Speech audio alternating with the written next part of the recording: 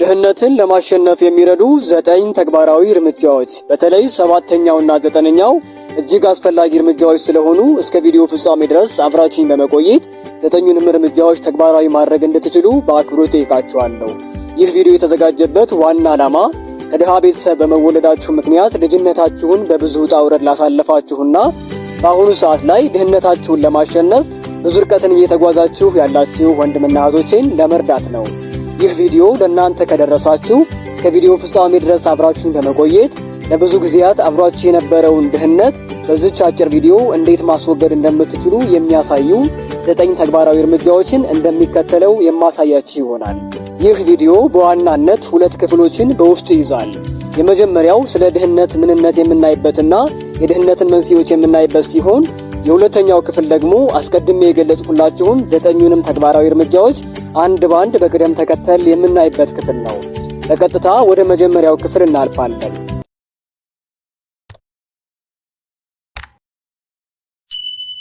ድህነት ማለት በህይወት ለመኖር የሚያስፈልጉ መሰረታዊ ነገሮችን ማጣት ማለት ነው። ከነዚህ መሰረታዊ ነገሮች መካከል የምግብ፣ የመጠለያ፣ የልብስ፣ የጤና፣ የትምህርት፣ የሥራ ዕድልና ወዘተረፈ የሚባሉ በህይወት ለመኖር እጅግ አስፈላጊ የሆኑ ነገሮችን የምናጣበት መንገድ ድህነት ይባላል። ድህነት በአንድ መንስኤ ብቻ የሚመጣ ችግር አይደለም። ይልቁንም የግለሰብ፣ የማህበረሰብ፣ የሀገርና የዓለም አቀፍ ሁኔታዎች በአንድነት ተጠራቅሞ ያመጡት ውስብስብ ችግር ነው። ይህንን በማስመልከት የድህነትን መንስኤዎች በሁለት ዋና ዋና ክፍሎች ከፍለን እንደሚከተለው እናያቸዋለን። አንደኛው ውስጣዊ መንስኤዎች ናቸው። ውስጣዊ መንስኤዎች ማለት አንድ ግለሰብ መለወጥና መቆጣጠር የሚችላቸው ችግሮች ማለት ነው። ከነዚህ ችግሮች መካከልም የአስተሳሰብ፣ የእውቀት፣ የክህሎት፣ የገንዘብ አስተዳደር፣ የጊዜ አጠቃቀም፣ የውሳኔና የዘፈቀደ አኗኗር ችግሮች ተጠቃሽ ናቸው። እነዚህን ችግሮች አንድ ግለሰብ መቀየርና መለወጥ የሚችላቸው ሁኔታዎች ስለሆኑ የውስጥ ችግሮች እንዲባሉ አስችሏቸዋል። ሁለተኛው ውጫዊ መንስኤዎች ናቸው። ውጫዊ መንስኤዎች ማለት አንድ ግለሰብ ቢጥርና ቢግር መለወጥና መቀየር የማይችላቸው ሁኔታዎች ማለት ነው። ከነዚህ ሁኔታዎች መካከልም የኢኮኖሚ ሁኔታ፣ የሥራ ዕድል እጥረት፣ ግጭት፣ የተፈጥሮ አደጋና የመንግስት ፖሊሲዎች ተቀዳሚ ተጠቃሾች ናቸው። እነዚህን ሁኔታዎች አንድ ግለሰብ ምንም ያክል መስዋዕትነት ከፍሎ መቆጣጠርና መቀየር የማይችላቸው ስለሆኑ ውጫዊ ሁኔታዎች እንድንላቸው አስችሎናል። አንድ ግለሰብ በህይወት ዘመኑ ሲኖር ደግሞ ጊዜውና ጉልበቱን ማባከን ያለበት መቀየርና መለወጥ የሚችላቸው ነገሮች ላይ ስለሆነ የዛሬውን ቪዲዮአችን በዋናነት አንድ ግለሰብ መቀየር የሚችላቸውን የድህነት መንስኤዎች መሰረት በማድረግ የሚከተሉትን 9 ዋና ዋና ተግባራዊ እርምጃዎች የምናይ ይሆናል። አንደኛው ስለ ድህነት ያሉንን አሉታዊ አስተሳሰቦች መቀየር ነው። ከነዚህ አሉታዊ አስተሳሰቦቻችን መካከልም የመጀመሪያው ድህነትን እንደ ጽድቅ መንገድ መቁጠር ነው። አንድ ድሃ በምድር ላይ በሚኖርበት ጊዜ ለህይወቱ የሚከፍላቸውን መስዋዕትነቶች የሰማይ ቤታችንን ማሳመሪያና ማስዋቢያ ማለትም መንግስተ ሰማያት መግቢያ መንገድ አድርገን የምናይበት እሳቤ ከግለሰብ አልፎም እንደ ማህበረሰብ ብዙ ተቀባይነት ያለው እሳቤ ስለሆነ ይህንን እሳቤያችንን ማስወገድ መቻል አለብን። ሁለተኛው አሉታዊ አስተሳሰብ ባለጸግነትን እንደ ኃጢአት ሥራ ማሰብ ነው። ይህ ደግሞ የመጀመሪያው አሉታዊ አስተሳሰባችን ተቃራኒው ነው። አንድ ባለጸጋ በህይወቱ በሚኖርበት ጊዜ የሚያገኘው ድሎትና ችሮት የሰይጣናዊ ሥራ ነው ብለን ማሰባችን ነው። ይህንን እንድንል የሚያደርገን ደግሞ ገንዘብን ከሰይጣን ሥራዎች ጋር በቀጥታ ግንኙነት እንዳለው የምናይበት እሳቤያችን ነው። ስለሆነም አንድ ግለሰብ በምድር ላይ ባለጸጋ ከሆነ ሰማይ ቤት የሚጠብቀው ምንድነው? ገሃነመ እሳት ነው ብለን እናስባለን ማለት ነው። ይህ እሳቤያችን የበለጠ ከድህነታችን ጋር ተጣብቀን እንድንኖር የሚያደርገን እሳቤ ስለሆነ ማስወገድ አለብን። ሶስተኛው አሉታዊ አስተሳሰብ ደግሞ ባለጸጋነትን የዕድል ጉዳይ አድርገን ማሰባችን ነው። የሆኑ ሰዎች ያደረጉት ቢያደርጉ ይሳካላቸዋል፣ እኔ ግን የ40 ቀን ዕድሌ ስላልተባረከልኝ ያደረግኩት ባደርግ የለፋሁትን ብለፋ የሚሳካልኝ ሰው አይደለሁም ብለን ማሰባችን የዚህ ሳቤ ድምር ውጤት ነው። ይህንን አስተሳሰብ ሳስብ ደግሞ እንደ አንድ ኢትዮጵያዊ እጅግ በጣም ይከፋለሁ። የምከፋበት መንገድም ከ99% በላይ አማኝ ነው በሚባልባት ሀገር ላይ እነዚህ ሃይማኖቶች ደግሞ አንድ ፈጣሪ አለ፣ ይህ ፈጣሪ ሁላችንም እኩል አድርጎ ነው የፈጠረን እያሉ እንደሚሰብኩን ሁላችንም እንስማማለን። ታዲያ ምን ላይ ነው ፈጣሪ እኩል አድርጎ ከፈጠረን አንዳችን ዕድለ ቢስ አንዳችን ባለ ዕድል አድርጎ የፈጠረን የትኛው ሃይማኖት አስተምሮት ላይ ነው? ስለዚህ የትኛውም የሃይማኖት ተቋም ይህንን አስተሳሰብ ስለማያስተምረን አስተሳሰባችን ከውስጥ ማስወገድ የመጀመሪያው እርምጃችን መሆን ይጠበቅበታል። ሁለተኛው እርምጃችን ዕውቀትንና ክህሎትን ማዳበር ነው። ዕውቀት ማለት መረጃን ማወቅ ማለት ሲሆን ክህሎት ማለት ደግሞ ያወቅነውን ዕውቀት ወደ ተግባር መቀየር ማለት ነው። በዚህም ጊዜ ድህነታችንን ለማስወገድ ስናስብ መጀመሪያ አካባቢያችን ላይ ያሉ ችግሮችን ማየት ይጠበቅብናል። የአካባቢ ችግር ማለት የአካባቢው ማህበረሰብ ያለበትን ችግሮች ማሰብ ማለት ነው።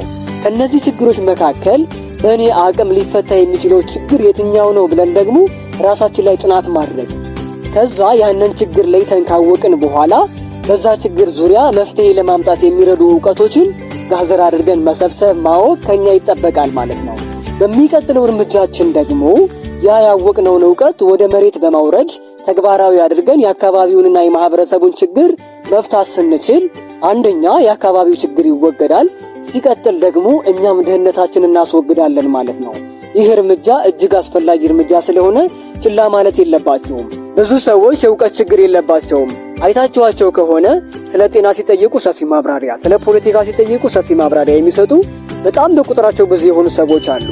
የሚገርመው ነገር ግን እነዛ ሰዎች የሚኖሩበት የድህነት አዘቅት እኛ ራሱ የለንበትም በእውነቱ ማለት ነው። እጅግ በጣም የከፋ ድህነት ውስጥ ነው የሚገኙት። ለምን ይሄ ሆነ ካልን ደግሞ አንደኛ ያወቁት ዕውቀት ክህሎት መሆን የሚችል ዕውቀት አይደለም።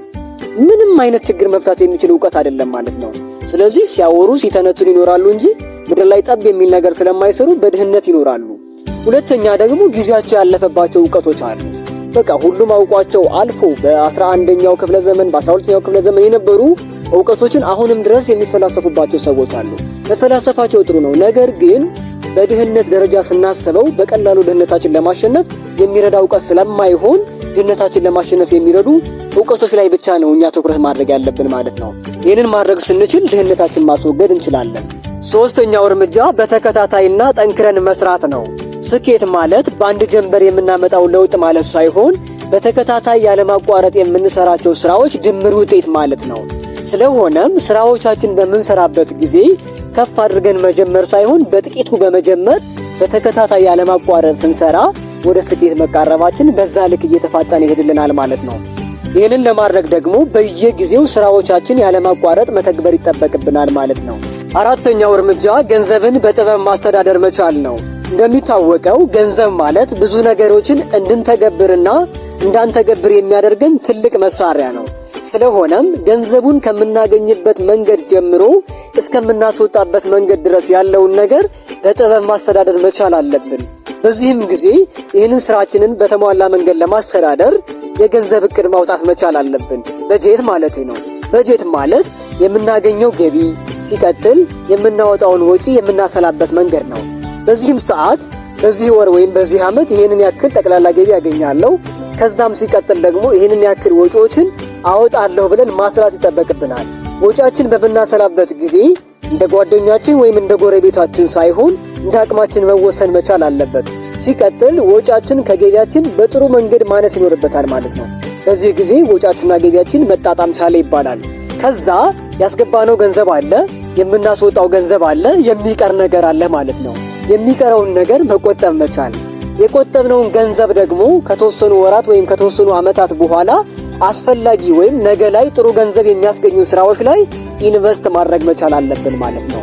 ይህ ሲሆን ገንዘባችን በጥበብ ማስተዳደር ቻለን ይባላል። አምስተኛው እርምጃ ጤናችን መጠበቅ ነው። ጤና ማለት በህይወት ለመኖራችንም ሆነ ድህነታችንን ለማሸነፍ የምንወስዳቸውን እርምጃዎች ለመውሰድ የሚያስፈልገን ተቀዳሚ ግብአታችን ነው። ስለዚህ ይህንን ግብአታችን በተገቢው መንገድ መንከባከብ ከኛ የሚጠበቅብን ስራ ነው ማለት ነው። ጤና ሲባል አካላዊ ጤና አለ፣ አእምሮአዊ ጤና አለ፣ ስሜታዊ ጤና አለ። እነዚህን ሶስቱን ጤናዎቻችን በተገቢው መንገድ መቆጣጠር መቻል ከኛ ይጠበቅብናል።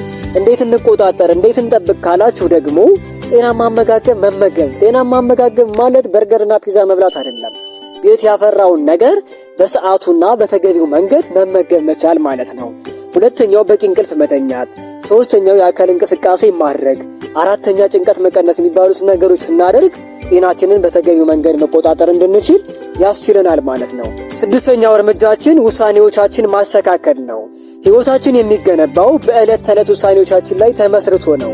ስለዚህ በየጊዜው የምናደርጋቸውን ትልልቅም ሆኑ ትንንሽ ውሳኔዎች ተገቢውን ጥናት በማድረግ መወሰን መቻል አለብን። ያ ካልሆነ ግን ትላንት የሳትናት ስህተት ድምር ውጤት ዛሬ በድህነት እንድንኖር ያደርገናል። ትላንት ያጠፋነው ጥፋት ዛሬ በጥፋት እንድንኖር ያደርገናል። ትላንት ያለማነው ልማት ደግሞ ዛሬ የተሻለ ህይወትን እንድንኖር ያደርገናል ማለት ነው። ይሄ ብቻ አይደለም፣ ዛሬ የምናደርገው ነገር ደግሞ የነገ ህይወታችን የሚወስንልን ነገር ነው። ታዲያ ይህ ከሆነ ለምን ውሳኔዎቻችን ላይ ተገቢውን ጥናት ማድረግ አንችልም? ማንኛውንም ውሳኔ በምንወስንበት ጊዜ ቀድመን ተገቢውን ጥናት ማድረግ አለብን። ሰከን ማለት አለብን። መቸኮል ተገቢ አይደለም።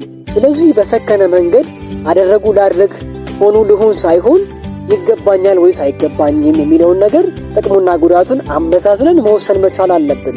ይህንን ስናደርግ ድህነታችን ለማሸነፍ ተገቢውን እርምጃ እየወሰድን እንደሆነ መገንዘብ መቻል አለባችሁ። ሰባተኛውና ወሳኙ እርምጃ ጊዜን በአግባቡ መጠቀም ነው። ጊዜ ማለት በፈጣሪ ስጦታ ለሁላችንም እኩል የተሰጠን የተፈጥሮ ጸጋችን ነው። ይሁን እንጂ ጊዜያችንን የምንጠቀምበት አግባብ እንደየሰው ስለሚለያይ አንዱ ሰው በጥሩ ሁኔታ ይጠቀማል፣ አንዱ ደግሞ እንዲሁ አልቧልታ የሆኑ ስራዎች ላይ ስለሚያባክነው ሰዎች የተሻለና ዝቅተኛ ደረጃ ላይ እንዲኖሩ የሚያደርጋቸው መሰረታዊ መለኪያም የጊዜ አጠቃቀም ጥበብ ነው። ከዚህም አንጻር ድህነታችንን ለማስወገድ ጊዜን በአግባቡ መጠቀም የሚባለው እርምጃ እጅግ አስፈላጊ እርምጃ ነው ማለት ነው። እንዴት ጊዜያችንን በአግባቡ እንጠቀም ካላችሁ፣ የመጀመሪያው የጊዜ እቅድ ማውጣት መቻል አለብን። በነገው ቀን ምን ማድረግ እችላለሁ? እነዚህን ስራዎች መስራት እችላለሁ። ሁለተኛ፣ ከነዚህ ስራዎች መካከል መቅደም ያለበት ስራ የትኛው ነው? ይሄ ስራ መቅደም አለበት እያልን ማስቀመጥ መቻል አለብን። ሁለተኛው ደግሞ አላስፈላጊ ወይም ጊዜያችንን እንድናጠፋ የሚያደርጉ ሁኔታዎችን መቀነስ መቻል አለብን። ቲክቶክ ስክሮል ማድረግ ሊሆን ይችላል፣ ያልተገቡ የጓደኞች መዝናናት የሚባሉ ነገሮችን በሙሉ መቀነስ መቻል ስንችል ጊዜያችንን በአግባቡ መጠቀም እንድንችል ያደርገናል። በመሆኑም ጊዜ ማለት እጅግ አስፈላጊ ነገር ስለሆነ ራሱን የቻለ አዲስ ቪዲዮ ሰራላችኋለሁ። ያን ቪዲዮ በቅርብ አፕሎድ ማድረግላችሁ ይሆናል። እስከዛን ጊዜ ድረስ በዚህ መቆየት ትችላላችሁ። ስምንተኛው እርምጃ አጋር መፍጠር ነው። አጋር መፍጠር ማለት ኔትወርካችሁን ማስፋት መቻል ነው። በዚህም ሰዓት በምታገኟቸው አጋጣሚዎች በሙሉ ከሰዎች ጋር መልካም ግንኙነትን መፍጠር፣ ከነዚህ ሰዎች መካከል ደግሞ ይበልጥ ለእናንተ አስፈላጊ ናቸው የምትሏቸው ሰዎች ጋር የበለጠ ቁርኝት መፍጠር መቻል ማለት ነው። ይህ ሲሆን ካንዳችሁ ገንዘብ፣ ካንዳችሁ ዕውቀት፣ ካንዳችሁ ክህሎት ሲደመር ምን ይሆናል? ችግር መፍታት የሚችል ጥሩ ሙያ፣ ጥሩ ስራ እንዲወጣ ያድርጋል ማለት ነው። ይሄ ሲሆን እናንተም ችግራችሁን ታቀላላችሁ፣ ጓደኞቻችሁም እንደዚሁ፣ የአካባቢው ማህበረሰብም እንደዚሁ ችግሩን መፍታት መቻል ይችላል ማለት ነው። ይሄ ሲሆን ድህነታችሁን ለመፍታት ትልቅ እርምጃ ይሆናቸዋል። ዘጠነኛና እጅግ አስፈላጊው እንዲሁም የቪዲዮአችን የመጨረሻው እርምጃ ራሳችን መግዛት መቻልና ህይወታችን በራዕይ መምራት ነው። ራዕይ ማለት ከ5 እና 10 ዓመታት በኋላ መሆን የምንፈልገውን ነገር ቀድመን በምናባችን መመልከት ማለት ነው። ራሳችን መግዛታችን ደግሞ መሆን የምንፈልገውን ነገር ሆነን እንድንገኝ ማድረግ የሚጠበቁብን ስራዎች እንድንሰራ የሚያደርገን ትልቅ ኃይል ነው። ሰው ራሱን መግዛት ካልቻለ ነገሮችን መፈጸም አይችልም። አላስፈላጊ ስራዎችን ያደርጋል፣ ህይወቱ እንዲበላሽ ይሆናል ማለት ነው። ስለዚህ ራሳችን መግዛት ማለት ለሁሉም ነገር ትልቁ መሳሪያችን ነው።